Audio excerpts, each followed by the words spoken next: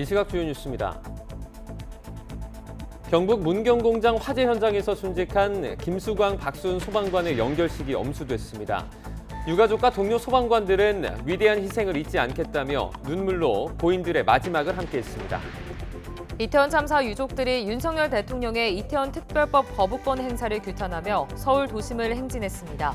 유족들은 희생자를 상징하는 현수막 159개를 정부 서울청사 앞에 내걸었습니다.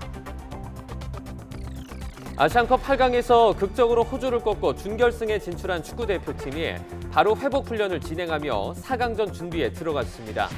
일본은 이란에 1대2로 역전패하며 탈락했습니다. 도널드 트럼프 전 미국 대통령의 2020년 대선 불복 혐의 관련 재판이 무기한 연기됐습니다. 이에 따라 트럼프의 혐의 가운데 가장 인화성이 강한 대선 불복 혐의에 대해 11월 대선 전에 판결이 나기는 쉽지 않아 보입니다. 굿모닝 YTN 2부로 이어갑니다. 경북 문경 화재 현장에서 순직한 고 김수광 소방장과 박수은 소방교의 연결식이 엄수됐습니다. 두 사람은 나보다 다른 사람을 먼저 생각하던 진정한 소방관의 모습 그대로 영면에 들었습니다. 김근우 기자가 보도합니다.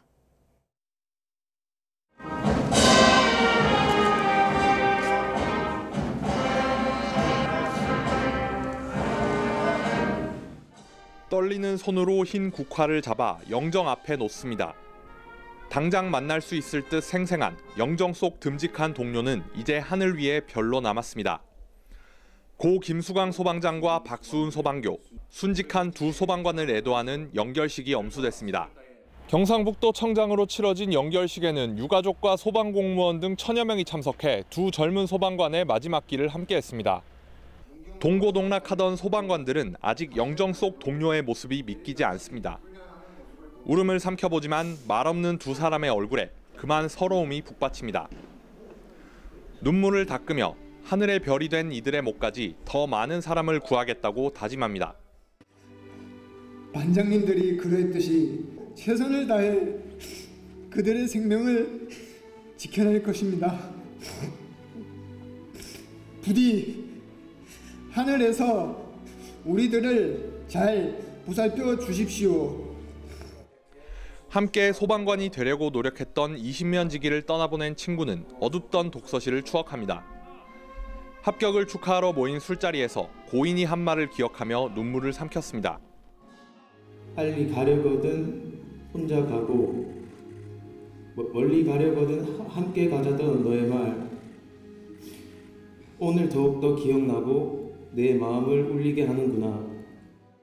힘들던 태권도 사범 시절 함께 소주를 기울이며 고된 하루를 털어내던 일이 어제 같습니다. 먼저 결혼하는 사람에게 100만 원을 축의금으로 내자던 약속은 지킬 수 없게 됐습니다. 먼 훗날 시간이 되어 내가 그곳으로 꼭 찾아가겠습니다. 가서 못다한 이야기들, 고den의 추억들, 일상들을 같이 나눴으면 좋겠습니다. 동료들의 배웅 속에 정든 근무지를 떠난 고 김수광 소방장과 박수훈 소방교. 희생하고 지키는 소방관의 삶을 뒤로하고 국립대전현충원에서 안식에 들었습니다. YTN 김근우입니다. 이태원 참사 유가족들이 윤석열 대통령의 이태원 특별법 거부권 행사를 규탄하며 서울 도심을 행진했습니다. 12구 이태원 참사 유가족협의회 등은 어제 오후 서울광장 분향소에서 정부 서울청사까지 행진하며 특별법 거부권 행사를 비판했습니다. 또 항의의 의미로 희생자들을 상징하는 159개 현수막을 정부 서울청사 주변에 매달았습니다. 애초 유가족들은 용산 대통령실 앞까지 행진하려 했지만 같은 장소에 집회를 신고한 보수단체와의 충돌 우려로 경로를 바꿨습니다. 윤석열 대통령이 기대를 모았던 신년 기자회견 대신 이번 주 KBS와 단독 대담을 통해 대국민 메시지를 낼 예정입니다. 윤 대통령은 민생토론회와 국무회의 등에서 매주 생중계로 발언하고 있지만 일방적 소통이라는 비판도 커지는 분위기입니다. 조은지 기자입니다. 부처 공무원 위주로 진행하던 신년 업무 보고를 대신해 윤석열 대통령은 국민과 함께 주제별 민생 토론회를 생중계로 진행하고 있습니다. 지난달 4일 민생경제를 주제로 신호탄을 쐈고 주택과 반도체, 금융과 교통, 디지털과 의료 개혁까지 벌써 8차례, 길게는 2시간씩 민심과 호흡했습니다. 여러분들 뵈니까 아주 기쁘고 또 힘이 납니다. 여러분의 목소리에 더 귀 기울이고 경청해서 빠르고 정확하게 정책에 반영하겠습니다. 경호 보안상의 어려움에도 윤석열 정부에선 이런 생중계가 일상이 됐습니다. 취임 2년 차 일본과 아픈 과거사를 딛고 12년 만에 셔틀 외교를 재개한 이후 윤 대통령은 국무회의에서 23분간 양국 관계 개선 필요성을 강하게 설득했습니다. 한일 관계는 한쪽이 더 얻으면 다른 쪽이 그만큼 더 잃는 제로섬의 관계가 아닙니다. 윈윈 관계가 될 수 있고 또 반드시 그렇게 되어야 합니다. 국무회의 생중계가 워낙 이례적이었던 만큼 당시 언론들은 사실상의 대국민 담화라는 표현을 썼는데 이런 기조는 쭉 이어지고 있습니다. 매달 두세 차례 이상 윤 대통령 발언이 실시간으로 전파를 타는 겁니다. 대통령실 관계자들은 YTN에 윤 대통령은 언론의 취사 선택이나 해석을 거치지 않은 생중계가 본인 뜻을 왜곡 없이 명확히 전달할 수 있다고 생각한다고 설명했습니다. 취임 초 윤 대통령은 파격적인 출근길 약식 회견을 하면서 소통하러 용산에 왔다. 매일 아침 질문을 받겠다고 강조했습니다. 하지만 이딴 돌출 발언과 설전 등이 겹치면서 취재진과의 직접적인 교감은 사실상 단절된 상태입니다. 관심을 끌었던 신년 메시지도 이번 주 KBS와 대담을 통해 공개될 예정입니다.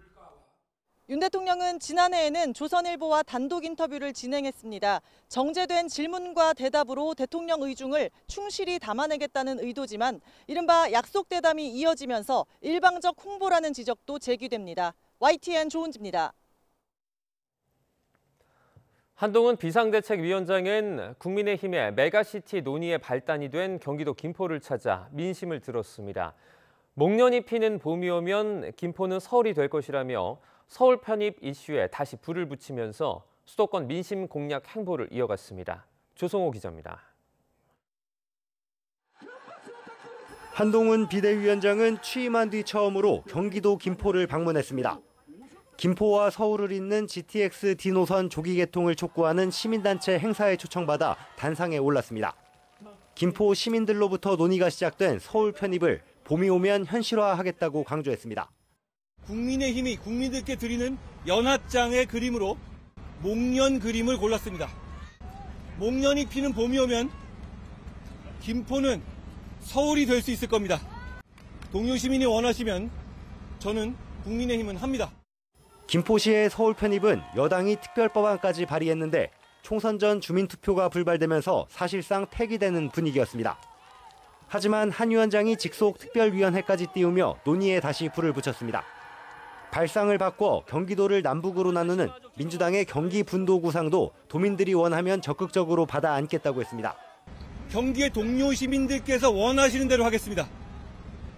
서울 편입도 경기 분도도 해당 주민의 뜻을 존중해서 모두 적극적으로 추진하겠습니다. 한 위원장은 전날에도 서울 편입 요구가 나오는 구리시를 찾았습니다.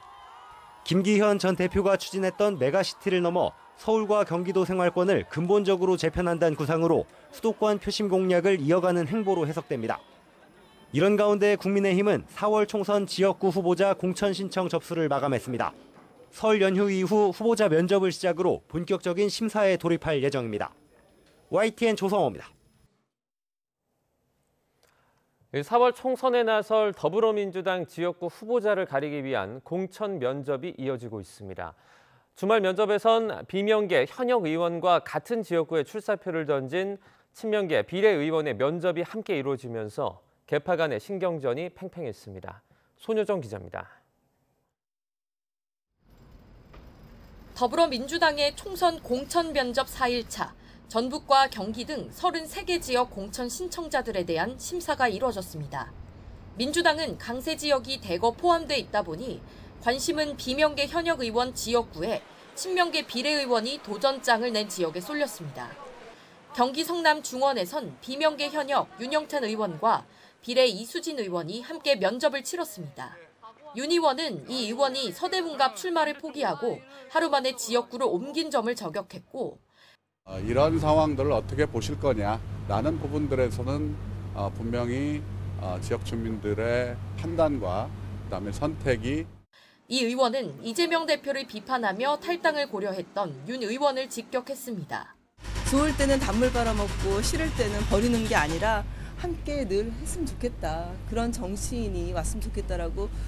전북 군산 비명계 현역 신영대 의원과 친명계 김의겸 의원은 공개적으로 서로를 언급하진 않았지만 미묘한 신경전은 마찬가지였습니다. 당내 선에 경쟁하는 후보를 상대로 자기나 있을 수 없는 거고 좀 과한 표현 같고요. 어떻게 단합하고 통합하면서 선거를 승리할 것인가. 군산은 제 고향입니다. 이미 한번 출마를 하려다가 뜻을 접은 회한이 있어서요. 그래서 도전을 한 거고요. 전북 전주시병 면접에선 현역 김성주 의원이 정동영 전 의원을 겨냥해 올드보이 공세를 폈고 정 전 의원은 연륜과 경험을 내세워 응수했습니다. 어떻게 보면 상대적으로 올드해 보인다라고 비판을 받고 있는데 결국은 사람과 정책으로 새로움을 보여야 된다.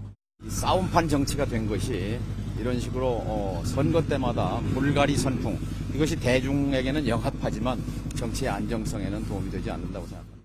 추후 불거질 파열음을 의식한 듯 면접에선 경선 결과에 승복하겠느냐는 질문이 공통으로 주어지기도 했습니다.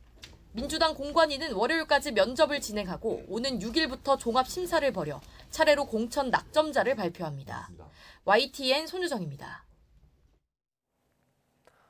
이낙연 전 더불어민주당 대표가 이끄는 새로운 미래와 민주당 탈당파 의원들이 주축인 미래대 연합의 공동 창당이 무산될 거란 관측이 되기도 했지만 미래대 연합 측은 사실이 아니라고 해명했습니다. 새로운 미래 관계자는 YTN에 창당대회 전날인 어제 미래대 연합 측으로부터 신당에 대해 내부 이견이 있어 공동 창당대회가 어렵다는 이야기를 전달받았다고 밝혔습니다. 이와 관련해 김종민 미래대연합 의원들은 기자들을 만나 공동 창당대회가 최종 무산된 건 아니며 논의는 계속하고 있다고 설명했습니다. 이후에 박원석 전 의원도 공동 창당 무산 보도는 사실이 아닌 오보며 오늘 공동 창당은 예정대로 진행된다고 밝혔습니다. 고위공직자 범죄수사처 수사를 받는 감사원이 올해 하반기 2년 만에 또 공수처를 감사하기로 했습니다.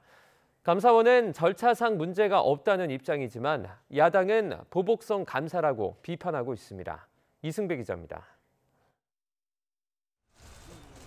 감사원 실세로 불리는 유병호 사무총장이 지난해 말 공수처에 출석해 피의자 조사를 받았습니다. 전현희 전 국민권익위원장에 대한 표적감사 의혹 때문입니다. 자세한 내용 말씀드리는 그렇고 감사 시스템에 대해서 아주 성실하게 설명드렸습니다. 표적감사에 따른 행복하십시오. 공수처는 지난해 9월 감사원을 압수수색했고 최재 감사원장과 직원 10여 명도 피의자로 입건해 조사하고 있습니다. 이런 상황에서 감사원은 올해 연간 계획에 공수처를 감사하는 방안을 담았습니다. 하반기에 정기 감사를 진행하겠다는 겁니다. 공수처가 출범한 지 3년이 지났는데도 기능과 역할이 제대로 정립 안 돼 진단할 필요가 있다는 판단입니다. 감사원은 2년 전인 2022년 10월에도 공수처를 감사해 지난해 7월 결과를 발표했습니다. 전임 원장 때부터 검찰 등 권력기관은 2년마다 감사를 정례화하기로 했기 때문에 절차엔 문제가 없다는 게 감사원의 설명입니다. 2년 순기로 지금 계획하고 있기 때문에 2년 순기로 저희들이 가지고 있는 순기대로 하면은 검찰청 감사가 내년에 시행될 것으로 예상하고 있습니다. 하지만 현재 감사원 수뇌부가 공수처 조사를 받는 상황이라 중립성이 훼손될 수 있다. 수사를 의식한 압박감사 아니냐는 지적도 제기됩니다. 당장 야당은 보복성 감사라고 비판했습니다. 공수처 수사를 받는 사람들이 되레 공수처를 감사하겠다니 적반하장이다. 헌법기관인 감사원이 이렇게 추락할 수 있느냐고 쏘아붙였습니다. 공수처가 감사원 감사를 받으면서 수사를 해야 되는 상황이 돼버리니까 앞으로 공수처 수사 진행이나 수사 결과에 대해서도 국민들이 쉽게 납득하고 이해할 수 있을지. 최재해 감사원장은 감사원을 자신의 개인 경호부대쯤으로 알고 있는 것은 아닙니까? 공수처 감사 계획 등을 담은 연간 감사 계획은 설 연휴가 끝난 뒤에 공개될 것으로 예상되는데 야당은 추가 대응 방안을 검토하고 있어서 논란은 이어질 것으로 보입니다. YTN 이승배입니다. 조희대 대법원장이 새 대법관 후보로 엄상필 부장판사와 신숙희 상임위원을 임명 제청했습니다. 두 후보자 모두 보수에 가까운 중도 성향으로 분류되는 만큼 최종 임명될 경우 대법관 구도에도 변화가 생길 것으로 보입니다. 홍민기 기자입니다. 조희대 대법원장은 엄상필 서울고등법원 부장판사와 신숙희 양형위원회 상임위원을 새 대법관 후보로 윤석열 대통령에게 임명 제청했습니다. 지난달 1일 퇴임한 민유숙 안철상 전 대법관의 후임으로 조 대법원장 취임 후 첫 대법관 인사입니다. 먼저 엄 부장판사는 30년 가까운 법관 생활로 다양한 재판 경험을 쌓은 정통 법관으로 통합니다. 2021년엔 정경심 전 동양대 교수의 입시비리 혐의 항소심 재판장을 맡아 정 전 교수에게 징역 4년을 선고했고 민간인 댓글 부대를 운영한 혐의 등으로 기소된 원세훈 전 국가정보원장의 파기환송심에서 원심보다 높은 징역 9년을 선고하기도 했습니다. 신 상임위원은 지난해 여성 최초로 대법원 양형위원회 상임위원으로 임명되는 등 법 지식은 물론 사회적 약자 보호에 매진해온 점이 강점입니다. 특히 여성들과 성관계를 불법 촬영하고 청소년 성착취 영상 수천 개를 소지한 남성이 징역 1년 6개월이 무겁다고 항소하자 2심에서 징역 2년을 선고하는 등 여성 아동 관련 사건에 더욱 관심을 보여왔습니다. 두 후보자가 모두 인사청문회를 통과해 최종 임명될 경우 대법원 전원합의체의 균형추도 중도 보수 쪽으로 더욱 기울어질 거란 전망이 나옵니다. 두 후보자 모두 중도 보수 성향으로 분류되는 만큼 전원합의체의 중도 보수 대 진보 구도가 7대 6에서 8대 5로 바뀌는 겁니다. 전원합의체는 사회적으로 민감한 사건의 판결을 확정하고 새로운 판례를 세워 우리 사회 전반에 큰 영향을 줄 수 있어서 대법관들의 성향 역시 주목해야 할 부분입니다. 오는 8월에는 이동원, 김선수, 노정희 대법관이 임기를 마치고 물러나는 만큼 대법관 구도 변화는 계속될 것으로 보입니다. YTN 홍민기입니다. 서울 강남에서 20대 운전자가 만취 상태로 운전을 하다 사고를 내 50대 오토바이 운전자가 숨졌습니다. 경찰은 음주운전 혐의로 20대 운전자를 체포하고 구속영장 신청을 검토하고 있습니다. 신지원 기자입니다. 도로 한가운데 오토바이가 쓰러져 있고 하얀 벤츠 승용차가 멈춰서 있습니다. 경찰이 차량 운행을 통제하는 사이 구급대원들이 오토바이 운전자에게 응급조치를 합니다. 어떡해. 새벽 4시 반쯤 서울 논현동에서 20대 운전자가 앞서가던 오토바이를 들이받았습니다. 오토바이 운전자는 50대 남성으로 새벽 배달을 하던 중 사고를 당해 병원으로 옮겨졌지만 끝내 숨졌습니다. 사고 당시 20대 운전자는 면허 취소 수준의 만취 상태였던 것으로 파악됐습니다. 경찰은 음주운전 혐의로 A씨를 체포했습니다. 안타까운 소식에 배달 노동자 단체는 사고 현장에 근조 화환을 보내 애도의 뜻을 밝혔습니다. 배달할 때 쓰시는 배달통을 달고 계셔가지고 심야 시간대 같은 경우는 이제 일반 대행 업체가 따로 있어요. 그래서 그쪽 소속되신 분이 근무를 하셨던 걸로 알고 있습니다. 경찰은 A씨를 상대로 사고 경위를 조사한 뒤 조만간 구속영장을 신청할 방침입니다. YTN 신지원입니다. 만취 상태에서 음주 단속을 피해 달아나던 40대 벤츠 운전자가 20대 배달 기사들과 7km 남짓 추격전을 벌인 끝에 경찰에 붙잡혔습니다. 경기 시흥경찰서는 음주운전 등의 혐의로 44살 남성 A씨를 불구속 입건해 조사하고 있습니다. A씨는 어젯밤 11시 10분쯤 경기도 시흥시 월곶동에서 음주 단속을 피해 달아나다 신호 대기 중이던 경찰을 들이받고도 그대로 도주한 혐의를 받고 있습니다. 청소년이 범죄를 저지르고도 촉법소년이란 이유로 처벌을 피한다는 비판 여론이 높습니다. 이 때문에 촉법소년 적용 나이를 낮춰 처벌을 강화해야 한다는 의견도 많지만 교화시설이 먼저란 반론도 만만치 않습니다. 권준수 기자가 취재했습니다. 얼마 전 인천 지하주차장에서 벌어진 소화기 분사 사건은 중학생들 소행이었습니다. 차량 수십 대가 소화기 분말을 뒤집었었지만 촉법소년이란 이유로 형사처벌은 피했습니다. 촉법소년은 만 10살 이상 14살 미만 청소년으로 형사책임 능력이 없다고 판단돼 보호처분만 가능합니다. 만 14살을 넘어야 범죄소년으로 분류되고 죄질에 따라 형사처벌을 받을 수 있습니다. 잘못을 저질러도 처벌을 피할 수 있다는 인식이 커지면서 관련 법을 악용하려는 청소년이 늘어난다는 우려가 나옵니다. 축범소년이어서 처벌이 수위가 낮을 거다 이런 걸 예상하고 막 그렇게 막 가는 애들이 있지. 해볼 테면 해봐 이렇게 철없는 애들이. 또래 학생들이 가진 생각도 크게 다르지 않습니다. 촉법소년을 보호해주는 법 때문에 이제 중학생들이 좀 많이 그걸 믿고 좀 옳지 않은 행동들을 하는 것 같고. 이런 여론을 반영해 정부도 촉법소년 연령을 낮추려는 등 법안 발의에 나섰습니다. 촉법소년 연령 조정 문제는 국민적으로 많은 관심들이 있었던 사안이죠. 흉포화되고 있는 소년 범죄로부터 국민을 보호하겠다는 취지입니다. 하지만 청소년들을 법의 심판대에 세운다고 문제가 해결되진 않는다는 반론도 만만치 않습니다.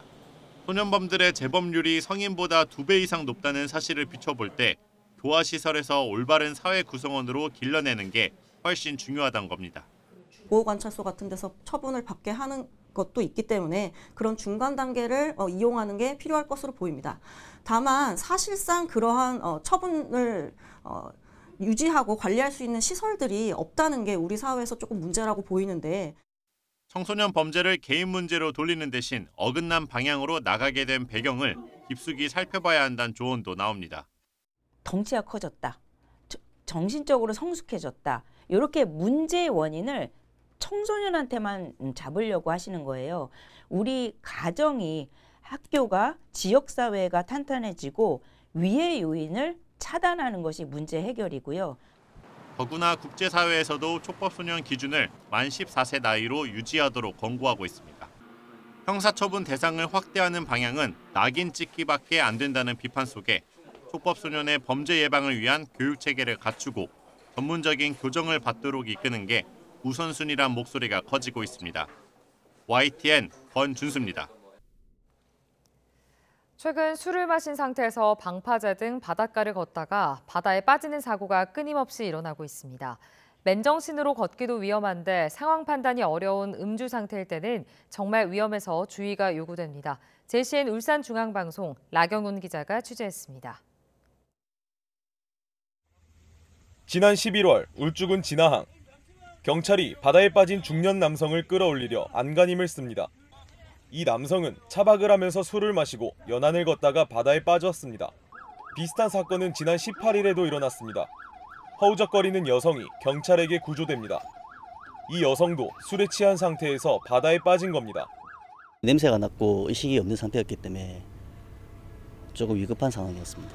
익수자가 이미 의식 없이 엎드려져 있는 상태였고 구조 중에 의식이 잠깐 회복되었으나 구조정으로 이동하는 도중에 다시 의식을 잃으셔서 심장 압박을 계속하면서 구조를 하게 되었습니다. 울산에서 이와 같은 사고가 끊이지 않고 있습니다. 실제로 지난 3년 사이 술을 마시고 바다에 빠져 구조되는 일은 4건에서 5건을 웃돌고 있는 가운데 올해도 벌써 1건이 발생했습니다. 이런 가운데 지난 2021년과 지난해는 사망자도 발생했습니다. 사고를 당한 사람들 중에서는 50대와 60대가 70% 이상을 차지했습니다. 경찰은 물에 빠지게 됐을 때 목격자가 신고하지 않으면 사망하는 상황까지 발생할 수 있다며 주의를 당부했습니다. 술에 취한 상태에서 바다에 빠지게 되면 스스로 빠져나오기가 힘듭니다. 그리고 주변에 발견이 되지 않으면 생명이 위험할 수도 있습니다. 술을 마신 뒤 바닷가 근처로 접근을 자제해 주시고 안전에 주의해 주시기 바랍니다. 맨정신이어도 언제 어떻게 또 어떤 상황이 일어날지 모르는 상황 속에서 술을 마신 뒤에는 조심하고 또 조심하는 습관을 길러야 할 것으로 보여집니다. JCN 뉴스 라경훈입니다. 아시안컵 16강과 8강전 2경기에 걸쳐서 240분이 넘는 혈투를 펼친 축구대표팀 선수들이 가벼운 회복 훈련을 진행했습니다. 대표팀 관계자는 경기 다음 날 완전히 쉬면 근육이 처진다면서 선수들이 오히려 회복 훈련을 자청했다고 밝혔습니다. 경기에 출전하지 않았거나 적은 시간을 소화한 선수 12명이 축구화를 신고 정상 훈련을 진행했고 손흥민과 김민재, 이강인과 황희찬 등 주전 선수들은 운동화 차림으로 가볍게 유산소 운동을 했습니다. 우리 대표팀은 다시 차력을 끌어올린 뒤 모레자정 요르단과 준결승전을 갖습니다.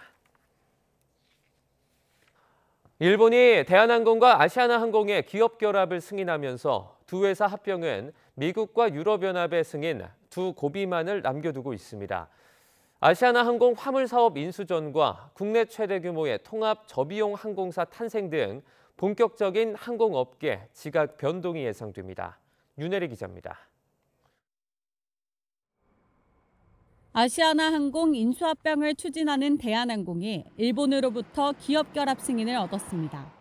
대한항공은 다른 항공사들의 요청이 있을 경우 한일 노선 12개 가운데 7개를 양도하기로 했습니다. 경쟁 당국 14개국 가운데 미국과 유럽연합을 뺀 12개국의 승인을 얻으면서 합병은 급물살을 타게 됐습니다. 우리나라와 지리적으로 가장 가깝고 동북아 허브공항 지위를 두고 경쟁 관계인 일본의 기업 결합을 승인함에 따라 남은 미국과 EU의 승인 결정에도 긍정적인 영향을 줄 것으로 기대합니다. 유럽연합은 이번 달 중순 아시아나항공 화물사업 매각을 조건으로 승인할 가능성이 큽니다. 마지막 문턱은 미국입니다. 대한항공은 미국 법무부에 미주 노선 독과점 우려를 해소할 방안을 내놔야 합니다. 에어프레미아가 5개 노선 정도를 양도받아서 독과점 우려가 해소될 수 있는 그런 자구책을 아마 대한항공 측이 DOJ에게 제출할 가능성이 있습니다. 미국 승인까지 받아 인수합병에 이르면 항공업계 지각 변동이 이어질 전망입니다. 우선 두 회사의 자회사인 진에어와 에어부산, 에어서울을 통합한 초대형 통합 저비용 항공사가 탄생합니다. 이들이 보유한 항공기만 50여 편으로 저비용 항공사 1위인 제주항공을 넘어서게 됩니다. 아시아나항공 화물 인수전도 불이 붙게 됩니다. 제주항공과 이스타항공, 에어프레미아, 에어인천 등이 유력한 후보로 꼽히지만 1조 원이 넘는 부채를 함께 떠안아야 하는 점은 부담입니다. 초대형 항공사 탄생과 함께 새로운 지형에서 유리한 고지를 점하려는 업계 속도전이 치열할 것으로 보입니다. YTN 윤혜리입니다. 태영건설의 워크아웃으로 PF 위기는 일단 넘어가는 것처럼 보였지만 부동산 PF 대출 연체가 늘며 불안감이 고조되고 있습니다. 부동산 사업의 수익성이 계속 악화할 경우 주택 공급을 맡을 건설사의 위험이 커질 우려 때문입니다. 이승윤 기자입니다. 국내 부동산 PF, 즉 프로젝트 파이낸싱 부실 도미노의 시발점이 될 뻔한 태영건설 사태는 워크아웃으로 급한 불은 껐습니다. PF란 대규모 자금이 필요한 프로젝트를 이행하기 위한 자금 조달을 말합니다. 착공 전에 땅을 사고 인허가를 받는 과정에서 사업의 미래 가치를 보고 필요한 자금을 주로 이 금융권에서 높은 이자에 대출받는 걸 브릿지론이라고 합니다. 시공이 진행되면 본 PF 대출을 받아 기존 브릿지론을 갚고 공사비를 충당합니다. 공사가 끝나고 분양자들이 대금을 다 지불하면 본 PF 대출금을 상환하고 이익을 배분하면서 사업도 종료됩니다. 부동산 PF 대출 잔해 규모는 130조 원대로 이 중 브릿지론이 30조 원, 본 PF가 100조 원 정도입니다.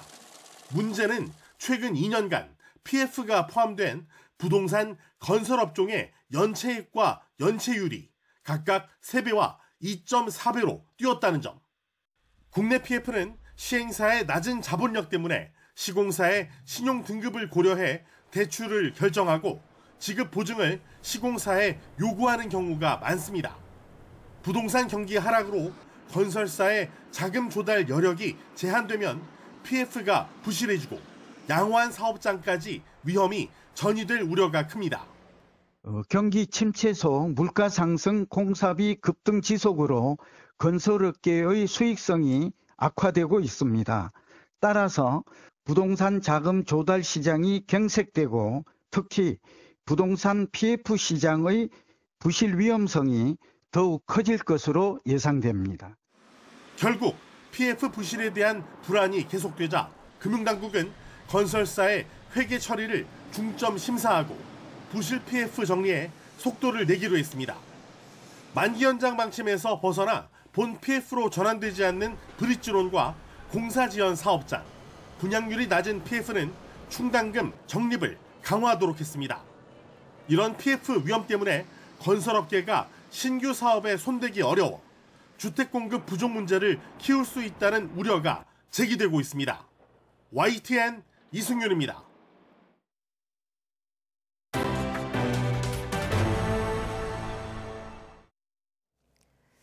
지난해부터 북러 양국은 크게 밀착하는 분위기지만 그에 비해 북중 관계는 상대적으로 미지근한 모습입니다. 다만 최근 들어 중국 외교부 대표단이 방북하는 등 북중 수교 75주년인 올해를 맞아 양국 간 협력 확대 시동을 거는 분위기입니다. 최두희 기자입니다. 지난해 9월 북러 정상회담 이후 북러 양국은 급속도로 밀착하고 있습니다. 블라디미르 푸틴 러시아 대통령은 답방 차원에서 오는 3월 러시아 대선이 끝난 이후 방북할 것으로 관측됩니다. 반대로 북한과 전통적 혈맹 중국과의 관계는 상대적으로 미지근한 분위기였던 게 사실입니다. 하지만 북중 수교 75주년인 올해 들어 북중 간 교류 협력은 속도감 있게 진행되고 있습니다. 우선 차관급인 순웨이둥 중국 외교부 부부장이 최근 평양을 방문해 북한 최선희 외무상 등을 만났습니다. 우리나라를 방문하고 있는 외교부 부부장 선위동 동지를 단장으로 하는 중화인민공화국 외교부 대표단이 꽃바구니를 진정했습니다. 이에 더해 양측은 문화체육 분야 교류도 이어가고 있습니다. 김일국 체육상을 단장으로 하는 북한 체육성 대표단이 중국을 방문해 북중 간 체육교류 의정서에 서명했고 중국 랴오닝성 문화대표단 예술인들은 평양을 찾아 친선 공연을 펼쳤습니다. 북한으로선 한미일 안보협력 강화에 맞서 러시아뿐만 아니라 중국을 뒷배로 활용할 필요성이 크고 중국 입장에서도 북러 밀착 추세에 대한 견제가 필요한 상황이기 때문입니다. 북한이 생각하는 북중러 3자 구도를 만드는 데는 중국이 적극적이지 않지만 양자 관계를 최대한 이용해서 북한에 대한 영향력을 가지고 가려고 하는. 다만 미중 관계를 고려해 볼 때 중국이 북한과 한껏 밀착하긴 어려워 보입니다. 의미 부여는 굉장히 크게 할 겁니다. 예, 근데 그거는 이제 정말로 수교 75주년에 대한 의미죠. 현 상황을 변화시키고 현재 관계에서 더 강화된 그런 모습을 보이지는 않을 거라고 생각합니다. 특히 당장은 아니더라도 양국의 이해관계가 맞아떨어지는 시점에 김정은 국무위원장과 시진핑 국가주석 간 정상회담이 열릴 거란 관측도 나옵니다. YTN 최두입니다. 도널드 트럼프 전 미국 대통령의 2020년 대선 불복 혐의 관련 재판이 무기한 연기됐습니다. 이에 따라 트럼프의 혐의 가운데 가장 인화성이 강한 대선 불복 혐의에 대해 오는 11월 대선 전에 판결이 나기는 쉽지 않을 것으로 예상됩니다. 이동우 기자입니다. 지난 2020년 트럼프 지지자들은 미 국회의사당에 난입했습니다. 바이든 후보가 당선된 대선 결과를 뒤집고 개표 방해를 시도한 이른바 16 의회 폭동을 일으킨 것입니다. 잭 스미스 연방 특별검사는 지난해 8월 대선 불복과 개표 방해를 공모한 혐의로 트럼프 전 대통령을 기소했습니다. Today, an indictment was unsealed, charging Donald J. Trump with conspiring to defraud the United States, conspiring to disenfranchise voters, and conspiring and attempting to obstruct an official proceeding. 하지만 트럼프는 당시 현직 대통령으로서 재임 기간 공무상 행위에 대해서는 면책 특권이 있다며 재판부에 혐의 기각을 요청했습니다. When they talk about threat to democracy, that's your real threat to democracy. And I feel that as a president, you have to have immunity. Very simple.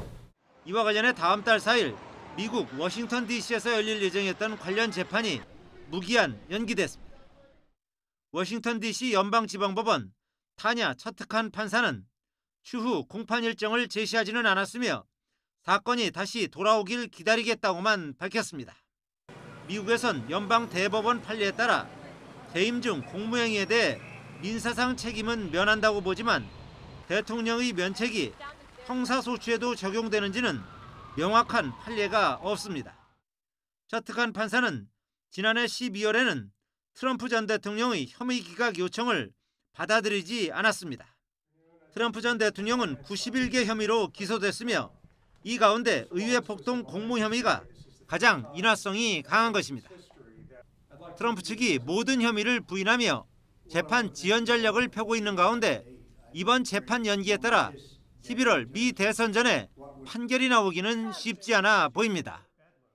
YTN 이동호입니다. 미국에서 학업을 마친 한국인 유학생 중 상당수는 능력을 인정받고도 현지에서 취업하지 못한 채 귀국길에 오르고 있습니다. 전문직 외국인에게 주는 취업비자를 100% 추첨으로 발급하는데 유학생 중 한인 비중에 비해 발급 건수는 매우 적기 때문입니다.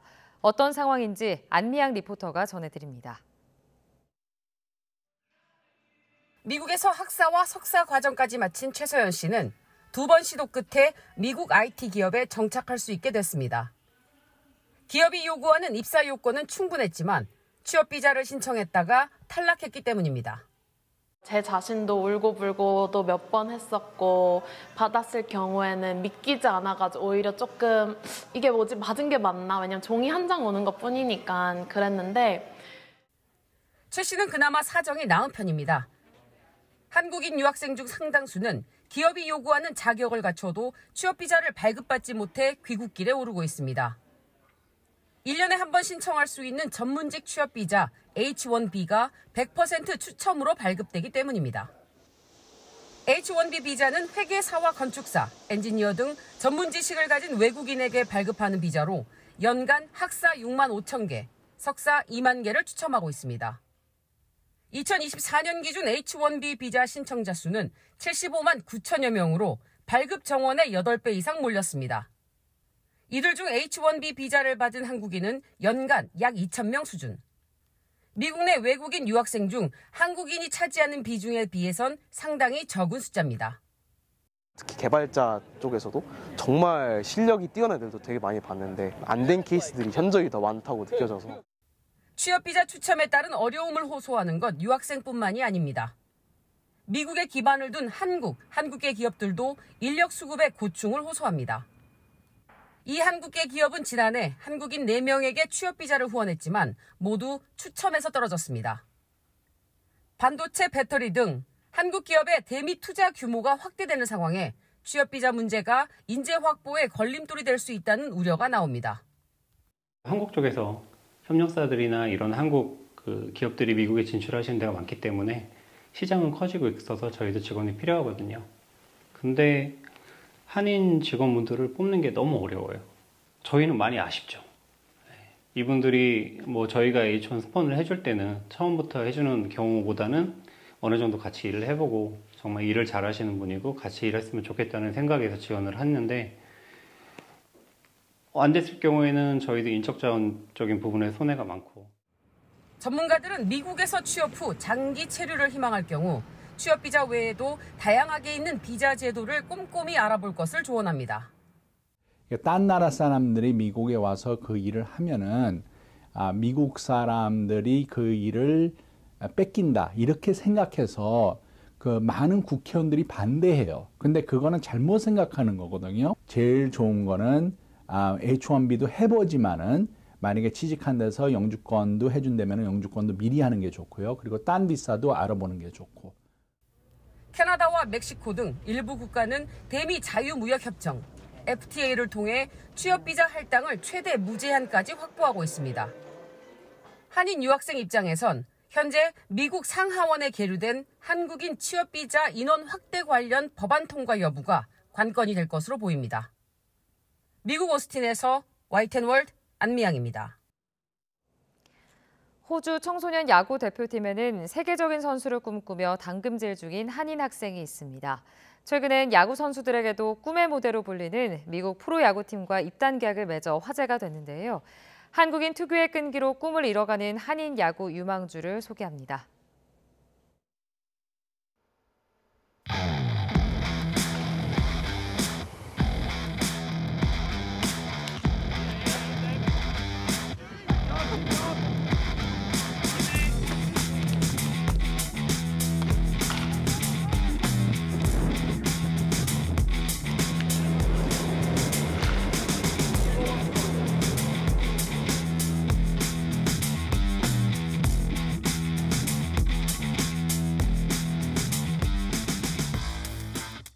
안녕하세요. 이번에 피초 파열초와 계약하게 된 언더18 호주 국가대표 야구하는 김준석이라고 합니다. 반갑습니다.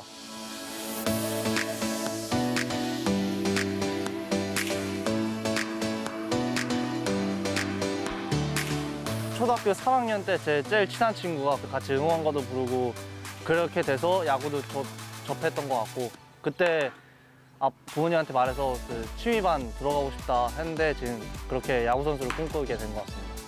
부모님이 저한테 어느 날 갑자기 와갖고 호주로 그때 누나가 여기 와 있었거든요. 그래서 호주로 가는 거 어떠냐? 그래서 저는 뭐 야구만 할 수 있다면 다 괜찮다. 한국은 경기 수도 많고 연습 경기 수도 많고 공식 경기 수도 많은데 여기는 시즌에만 야구를 하고, 근데 한국은 어떻게 보면 팀 훈련이 많고 개인 훈련 시간이 호주 여기보다 좀 작은 것 같고, 여기는 개인 훈련 시간이 좀 더 많은 것 같습니다. Ball and strike zone as possible, and he pokes it right side. There's the second baseman Kim, and 2 out. Hewitt deals, and a grounder left side, picked on the backhand out there by Jaden Kim. Long throw, and a nice dig at first. 저는 수비는 제일 잘한다고 생각합니다. 수비는 제 나이 또래에서 수비는 제가 제일 잘한다고 생각합니다. 한국인들은 약간 그런 게 있잖아요. 약간 인내심, 끈기, 긍지 약간 그런 게 있어서 그런 약간 한번 물면은 안 놔주는 그런 게 있는 것 같습니다. U18 대표팀 뽑는다는 얘기가 있을 때 그러면은 어떻게 보면 저는 한국 나이로 고등학교 1학년인데 고등학교 1학년이 고등학교 3학년 대회에 나가는 그 얘기를 딱 들었을 때 그 목표를 딱 가지고 최연소가 한번 돼보자 해서 열심히 했는데 돼서 너무 성취감이 들고 약간 기록했다라는 마음이 컸던 것 같고, 두 번째 만들었을 때는 이제 좀 약간 보여줘야 되는 약간 부담감이 좀 더 컸던 것 같습니다.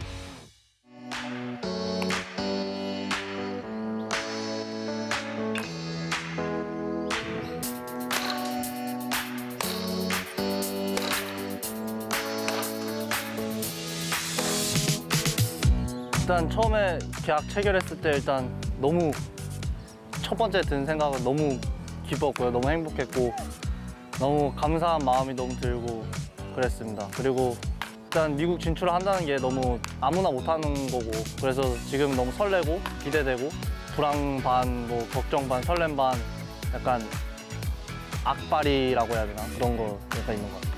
여기 있는 남들보다는 더 훈련을 하는 것 같고, 어떻게 보면 한국에 있는 애들보다 더 훈련을 더 찾는 그런 게 많은 것 같습니다. 우타는 야구 처음 시작할 때 계속 쳤고요. 좌타는 바꾼 진짜 정식으로 진지하게 시작한 거는 2달, 3달 정도 된 것 같아요. 어떻게 보면 야구는 팀 스포츠이기도 하지만 개인 스포츠이기도 하잖아요. 특히 레벨이 올라갈수록 제 자신을 더 상품화시켜서 보여줘야 되는데 좋은 무기를 하나 장착하는 것 같이 그런 게 더 도움이 되지 않을까 생각해서.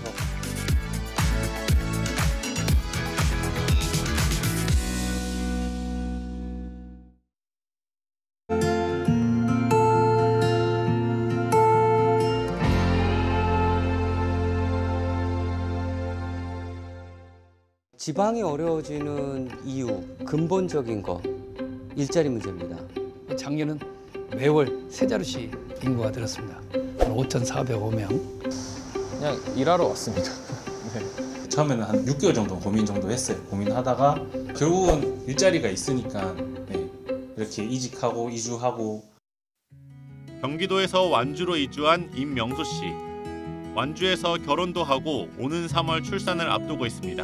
저는 경기도 사람인데 일자리를 잡기 위해서 여러 가지로 노력을 했는데, 일단 수도권에는 제가 원하는 직장들이 사실 많지 않았고 지방에 있는 기업들도 알아보다가 9만 명도 위태위태하던 완주군의 인구가 산업단지 조성이 끝난 지난 2022년 오름세로 돌아서 현재는 10만 명 돌파는 시간 문제가 됐습니다.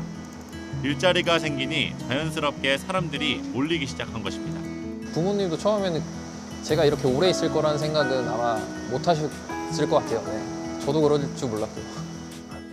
전라북도 전체 인구는 감소하고 있는 반면 완주군의 인구는 지난해 12월 말 기준으로 9만 7천여 명, 1년 전보다 5,405명이 늘었습니다. 눈에 띄는 건 늘어난 인구의 절반 이상이 생산 가능 인구라는 점입니다. 먹자.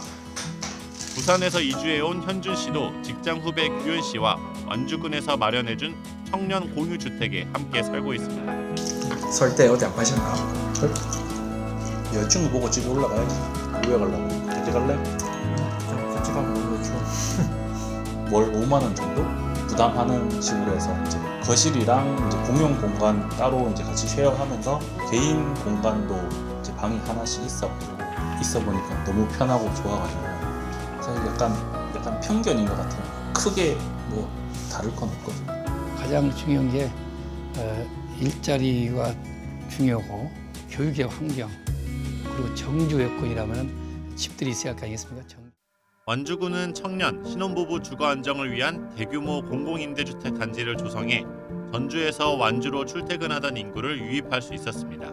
하지만 타 시도 전입보다 전라북도 내에서의 전입 인구가 많은 상황. 완주군의 인구는 증가하고 있지만 인접한 전주와 익산의 인구는 감소하고 있습니다.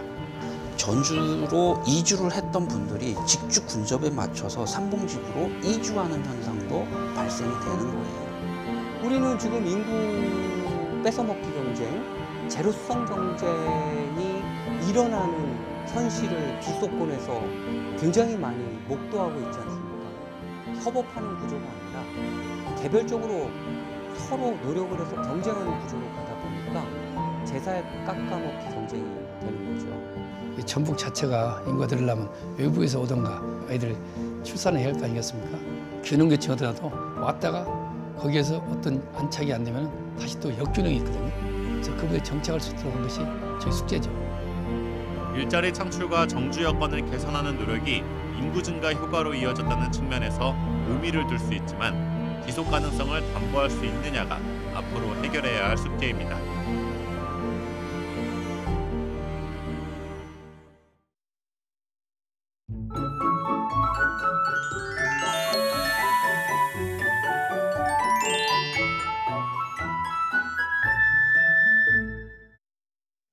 오늘은 절기 입춘입니다. 한낮은 초봄처럼 포근하겠는데요. 오늘 서울의 낮 기온이 9도, 부산은 11도까지 올라서 활동하기 좋겠습니다.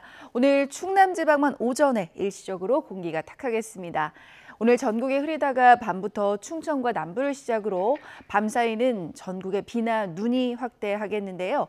강원 산간의 많은 곳은 30cm 이상, 동해안에도 15cm 이상의 큰 눈이 예상됩니다. 또 제주 산간에는 80mm 이상, 남해안과 동해안에도 많은 비가 내릴 것으로 보입니다. 현재 기온 살펴보겠습니다. 서울이 4.2도, 청주가 2.9도고요. 낮 기온은 서울이 9도, 대구가 10도로 예상됩니다. 이 비나 눈이 그친 뒤에도 이후에는 큰 추위는 없을 전망입니다. 날씨였습니다. 굿모닝 YTN 2부 마칩니다. 잠시 후 3부가 이어집니다. 시청해주신 여러분 고맙습니다.